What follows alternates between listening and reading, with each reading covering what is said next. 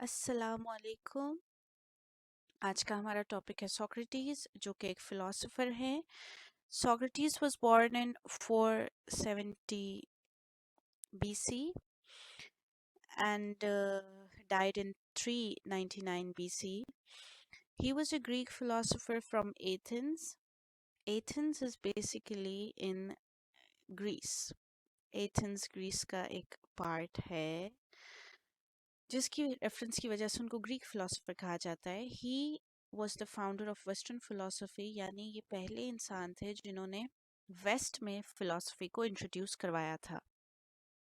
इनको एक और टाइटल मिला है for being first moral philosopher, यानी इन्होंने मोरालिटी और एथिक्स पर काम किया है। यानी इनका जो फलसफा, इनकी जो फिलोसफी है, that is based on morality and ethics, जिसको हम आम अल्फाज में अखलाकियात कहते हैं। ठीक है, अच्छा जी।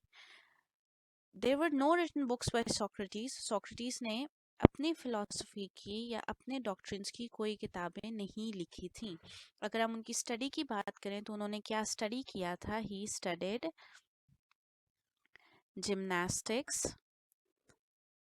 उन्होंने जिम्नास्टिक्स स्टडी की थी, और इसके अलावा म्यूजिक एंड पोइट्री। उन्होंने जिम्नास्टिक्स, म्यूजिक और पोइट्री पढ़ी थी। ठीक है, अच्छा जी। हमने बात की कि उनके कोई भी जो डॉक्ट्रिन्स हैं वो उन्होंने खुद से पब्लिश नहीं किए थे, अलबत्ता जो उनके स्टूडेंट्स थे, Plato and Xenophon, they were highly inspired by Socrates. ठीक है, सोक्रेटिस से वो बहुत ज़्यादा इंस्पायर थे और वो सोक्रेटिस के डॉक्ट्रिन्स या उनकी जो फिलॉसफी है उसको लिखते थे, and later on it was published. ठीक है, आज हमें जितना भी सोक्रेटिस का काम मिलता है वो हमें प्लेटो की बुक से मिलता है। ठीक है, अच्छा जी। सोक्रेटिस का जो काम है that is on rationalism and ethics. Rationalism क्या है? Rationalism is the epistemological view regarding reason as the chief source of knowledge. ठीक है, जब हम नॉलेज हासिल करने के लिए रीजन की हेल्प लेते हैं, यानी जब हम ये कहते हैं कोई चीज़ क्या है, क्यों है, कहाँ है और कब से है, यानी when we take help of questions, that is basically rationalism. यानी हम नॉलेज को रीजन की बेस पर कंस्ट्रक्ट करते हैं या हासिल करते हैं। ठीक है, हम उसका लॉजिक, उसके फैक्ट्स रीजन की बेस पर तलाश करते हैं। ठीक है, the method of gaining knowledge was called the Socratic method. अब इस तरीके से नॉलेज को हासिल करना सोक्रेटिक मैथड कहलाता था, जो कि सोक्रेटिस ने इंट्रोड्यूस करवाया था, and this is basically his core philosophy. ये इनका फिलोसॉफिकल वर्क है और इसको सोक्रेटिक मैथड कहा जाता है। अच्छा, अब सोक्रेटिक मैथड जो है वो प्लेटो ने इंट्रोड्यूस करवाया था अपनी बुक थियाटेटिस में। जैसा हमने पहले पढ़ा कि सोक्रेटिस ने अपना कोई भी काम खुद पब्लिश नहीं किया था, उनके सारे काम प्लेटो और जेनोफोन ने पब्लिश किए थे। तो जो उनका सोक्रेटिक मैथड है वो प्लेटो की बुक से हमें मिलता है और बुक का नाम है थियाटेटिस। अच्छा, सोक्रेटिक मैथड के जो दूसरे नाम है that is eclectic method, Socratic debate and elenchus. ठीक है, ये तीन चार नाम है सोक्रेटिक मेथड के। अब सोक्रेटिक मेथड बेसिकली था क्या? It was asking question and answers. ये जहाँ पे हमने क्वेश्चंस की बात की, among individuals which stimulated critical thinking and led to discovery of underlying ideas and presupposition। ठीक है, अच्छा जी। अब सोक्रेटिक मेथड ऐसा मेथड है जिसमें क्वेश्चन आंसर्स किए जाते थे इंडिविजुअल्स के दरमियान। बेसिकली सोक्रेटिस का ये तरीका था कि वो यंगस्टर्स को या अपने फॉलोअर्स को अपने गिर्द बिठाते थे और उनके साथ क्वेश्चंस एक्सचेंज करते थे, जिससे क्रिटिकल थिंकिंग स्टिमुलेट होती थी। यानी जब हम किसी भी सिंपल कॉन्सेप्ट की बात करते हैं और हम उस पर क्वेश्चंस उठाते हैं तो क्रिटिकल थिंकिंग स्टिमुलेट होती है, जिससे फर्दर क्वेश्चंस निकलते हैं और उसमें से फर्दर क्वेश्चंस निकलते हैं, and this helps you discover the underlying ideas. यानी किसी कॉन्सेप्ट के पीछे क्या आइडिया है या क्या प्री सपोजिशन है। ठीक है, इस सोक्रेटिक मेथड से ये आइडियाज डिस्कवर होते थे। For example, it is virtuous to love God. जब हम कहते हैं कि ये बहुत परहेजगारी की या नेकी की, अच्छाई की बात है कि खुदा से मोहब्बत की जाए, तो सोक्रेटिक मेथड में हम कह सकते हैं व्हाट इज़ virtue, यानी नेकी क्या है, अच्छाई क्या है। व्हाट इज़ लव, प्यार क्या है, and what is God, God क्या है, ठीक है। ये तमाम जो क्वेश्चंस हैं ये सोक्रेटिक मेथड के थ्रू उठाए जाते थे, ठीक है।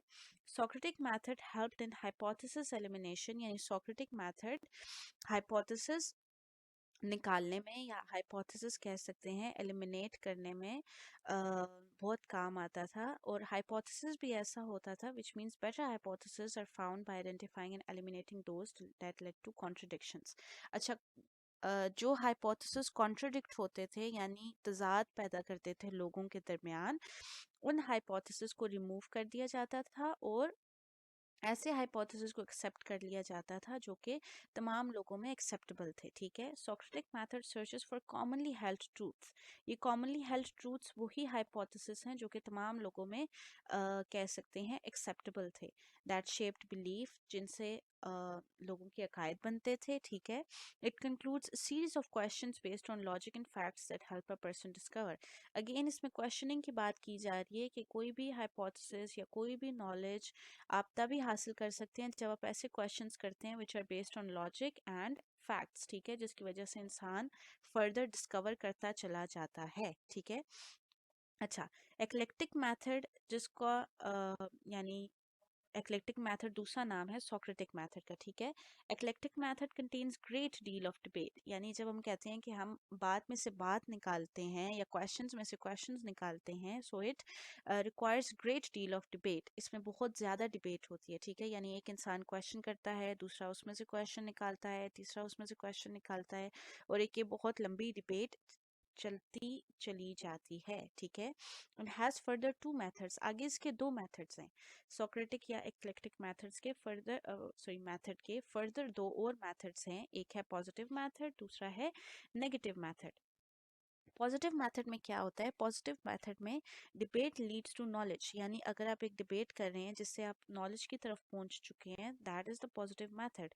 लेकिन नेगेटिव मेथड में क्या होता है कि आप ऐसे तमाम आइडियाज को रिफ्यूज कर देते हैं जो कि नॉलेज में गलत होते हैं या जो कॉन्ट्रडिक्टरी होते हैं, यानी ऐसे आइडियाज जो कि तजाद पैदा करते हैं, कॉन्ट्रडिक्शन पैदा करते हैं, आप उन आइडियाज को रिमूव कर देते हैं, रिफ्यूज कर देते हैं, तो वो नेगेटिव मेथड कहलाता है, ठीक है। दोनों मेथड्स का जो आउटपुट है that is the gain of knowledge, ठीक है। अच्छा, अब Socratic method was used for those principles which contained no exact definition। क्योंकि हमने बात की थी कि सोक्रेटिस ने ज़्यादा काम मोरालिटी और एथिक्स पर किया था, तो Socratic method भी मेनली उन्हीं टॉपिक्स पर या उन प्रिंसिपल्स पर अप्लाई होता था जिनकी कोई एग्जैक्ट डेफिनेशन नहीं थी, जैसे virtues of piety, यानी परहेजगारी क्या है, या परहेजगारी को बेसिकली हम डिफाइन कैसे कर सकते हैं, ठीक है। और अगर एथिकल कॉन्सेप्ट की स्पेशली बात की जाए तो उसमें हमारे पास जस्टिस यानी इंसाफ, करेज यानी बहादुरी, और विस्डम यानी नॉलेज या हिकमत आ जाते हैं, ठीक है। He claim that his awareness about his ignorance made him wiser. अब यहाँ पे सोक्रेटिस ने बहुत अच्छी बात की है, वो कहते हैं कि जब उनको पता लगा कि वो जाहिल हैं या उनके पास कोई इल्म नहीं है, that was the moment he realised कि वो ही अक्लमंद हैं, बजाय उन लोगों के जो कि अपने आप को अक्लमंद समझते थे लेकिन असल में वो इग्नोरेंट थे यानी जाहिल थे। अ, इस इस बात का बेसिकली कोर आइडिया ये है कि जब एक इंसान समझता है कि उसे कुछ नहीं आता तो वो बेसिकली उसकी अक्लमंदी है, ठीक है। उसका ये समझना कि उसे कुछ नहीं आता उसको नॉलेज गेन करने की तरफ ज़्यादा लेकर जाता है, यानी उसकी इल्म हासिल करने की प्यास और बढ़ जाती है जब वो समझता है कि वो जाहिल है, और यही असल में उसकी अक्लमंदी होती है, बजाय ऐसे लोगों के जो कि असल में समझते हैं कि हम बहुत अक्लमंद हैं और हमें सब कुछ आता है, हमारे पास बहुत नॉलेज है, बहुत इल्म है, और हकीकत में वो जाहिल होते हैं, ठीक है। He claimed that the chief goodness consists of caring of the soul concerned with moral truth and moral understanding, right? अच्छा जी, वो कहते हैं कि इंसान जो कह सकते हैं कि एक्सट्रीम गुडनेस या बहुत सबसे ज़्यादा अच्छाई जो कर सकता है वो ये है कि अपनी वो रूह की यानी सोल की हिफाजत करे, किस चीज़ के साथ, मोरल ट्रूथ के साथ और मोरल अंडरस्टैंडिंग के साथ, यानी वो अपनी सोल को पैम्पर करे, अपनी कह सकते हैं कि रूह की हिफाजत करे, किस चीज़ के साथ, अखलाकियात के साथ, यानी उसको अखलाकियात के बारे में पता हो, उनकी हकीकत मालूम हो और वो अखलाकियात को समझे, ठीक है, मॉरल्स को समझे, एथिक्स को समझे। तो ये बेसिकली तरीका है कि इंसान अपनी सोल की या अपनी रूह की किस तरह हिफाजत कर सकता है। Socrates purpose was to clear radical scepticism. Radical scepticism का मतलब है यानी किसी भी किस्म का डाउट क्लियर करना, ठीक है। अच्छा, अब उन्होंने अपने आप को ना एक मिडवाइफ के तौर पर डिस्क्राइब किया था। ही described himself a midwife whose inquiries assisted others in giving birth to their ideas, right? अच्छा, अब उन्होंने कहा था कि मेरा जो रोल है that is just like a midwife, कि मेरी जो इंक्वायरीज हैं या जो मेरे क्वेश्चंस हैं ये लोगों को हेल्प करते हैं कि वो फर्दर आइडियाज जनरेट करें। यानी जब मैं किसी से कोई क्वेश्चन पूछता हूँ तो उसके जहन में एक और आइडिया आता है, उस आइडिया से मैं फर्दर क्वेश्चंस करता हूँ तो इंसान के जहन में आइडियाज बनते चले जाते हैं, ठीक है। अच्छा जी, इसके बाद है Plato quoted his famous statement in his book Apology. अब प्लेटो ने अपनी बुक अपोलॉजी में सोक्रेटिस की एक स्टेटमेंट कोट की थी, दैट आई नो नथिंग। मैं ये जानता हूँ कि मैं कुछ नहीं जानता। इस चीज़ की बात हमने पॉइंट नंबर 18 में की थी कि इंसान तभी अक्लमंद होता है जब वो ये कहता है कि उसको किसी चीज़ के बारे में कोई इल्म नहीं है, उसको किसी चीज़ के बारे में कोई जानकारी नहीं है, ठीक है, और इसी फीलिंग को सेटिस्फाई करते हुए वो इल्म हासिल करता चला जाता है। I know that I know nothing, मैं ये जानता हूँ कि मैं कुछ नहीं जानता, ठीक है। Socrates hated democracy. सोक्रेटिस को डेमोक्रेसी नापसंद थी। उनके डेमोक्रेसी के बारे में बहुत पैसिमिस्टिक व्यूज थे, ठीक है। ये क्यों था? ये इसलिए था कि एक बार प्लेटो ने अपनी बुक रिपब्लिक 6 में इस वाक्य को कोट किया है कि एक बार एक शख्स एडिमेंटस जिसका नाम था उसके साथ सोक्रेटिस एक आर्ग्यूमेंट कर रहे थे और सोक्रेटिस ने कहा कि Socrates compared society with the ship, right. Socrates ने एडिमेंटस को कहा कि जो हमारी सोसाइटी या हमारा मुआशरा है it's just like a ship, एक बहरी जहाज की तरह है, ठीक है। He asked Adeimantus that while settling on the voyage and choosing a captain who is gonna decide for the captain. यानी एडिमेंटस से सोक्रेटिस ने पूछा कि अगर बहरी जहाज पर सफर करना है और कैप्टन की जरूरत है तो कैप्टन को कौन चूज करेगा, ठीक है। एजुकेटेड और knowledgeable people about the ship and voyage और द रैंडम पैसेंजर्स, यानी वो लोग जो कि बहरी जहाज की या समुद्री सफर के बारे में इल्म रखते हैं, नॉलेज रखते हैं, वो लोग कैप्टन को चूज करेंगे या जो आम मुसाफिर हैं वो लोग कैप्टन को चूज करेंगे। तो एडिमेंटिस ने जवाब दिया, the professionals of seafaring said Adeimantus, यानी जो लोग बहरी जहाज का इल्म रखते हैं या जो समुद्री सफर के बारे में ज्यादा मालूमात रखते हैं, ऑफ कोर्स वो लोग कैप्टन को चूज करेंगे, ठीक है। तो सोक्रेटिस ने कहा, he stated that likewise voting in an election is a skill, it is not a random intuition। यानी अगर कैप्टन के बारे में स्किलफुल लोग चूज करेंगे तो वोटिंग में जब एक मुल्क के लीडर के बारे में चूज करने की बात आती है तो तब भी स्किलफुल लोगों को ही वोट डालना चाहिए। इलेक्शन बेसिकली एक स्किल है, ये एक इंट्यूशन नहीं है, यानी आप अपनी एक छठी हिस्स इस्तेमाल करके वोट नहीं कर सकते, ठीक है। अच्छा जी, और सोक्रेटिस को डेमोक्रेसी क्यों नापसंद थी? Because Socrates became aware of the foolishness of voters when 500 Athenians invited by the court voted in favor of Socrates sentenced to death by a narrow margin।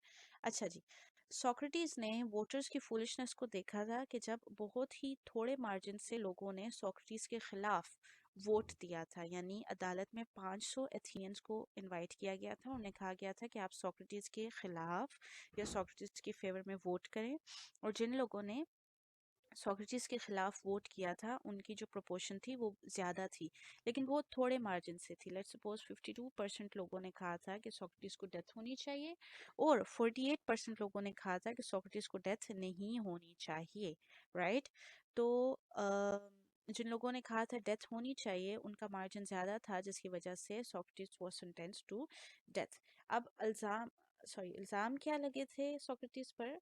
In 399 BC he was accused of impiety, यानी इल्ज़ाम ये लगाया था कि he was accuse of mockering of divine objects, ठीक है, यानी जो सोक्रेटिस थे वो रिलीजन का और डिवाइन ऑब्जेक्ट्स का, जैसे खुदा या जितने भी डिवाइन ऑब्जेक्ट्स हैं उनका मजाक उड़ाते थे और यूथ में करप्शन पैदा करते थे, यानी यूथ के जहनों को आलूदा करते थे, ठीक है।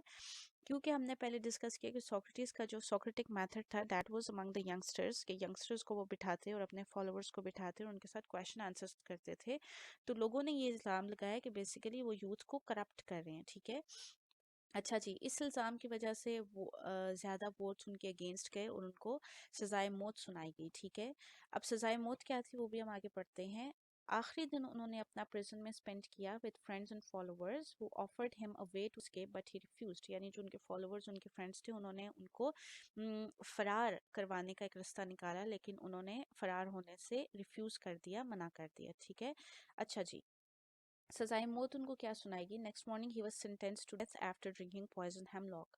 सोक्रेटिस यानी सुकरात के बारे में एक बात मशहूर है कि उन्होंने जहर का प्याला पिया था। Yes it is right, he drunk poison hemlock. Hemlock basically एक ऐसा प्लांट है या पौधा है दैट इज टू पॉइजनस, ठीक है। वो पूरा कह सकते हैं उसमें पॉइजन होता है और उस पौधे का जो जहर है वो सोक्रेटिस को पिलाया गया था और जिसके कुछ देर बाद उनकी मौत हो गई थी, ठीक है। आज का हमारा टॉपिक यही था। ये हमारी ब्रीफ बायोग्राफी थी सोक्रेटिस के बारे में, जहाँ पे हमने उनकी फिलॉसफी भी डिस्कस की। इन केस आप लोगों को कुछ समझ नहीं आता है, do mention it in the comment section. इंशाल्लाह नेक्स्ट टाइम हम अगले फिलोसफर के साथ आएंगे। टिल देन, अल्लाह हाफिज।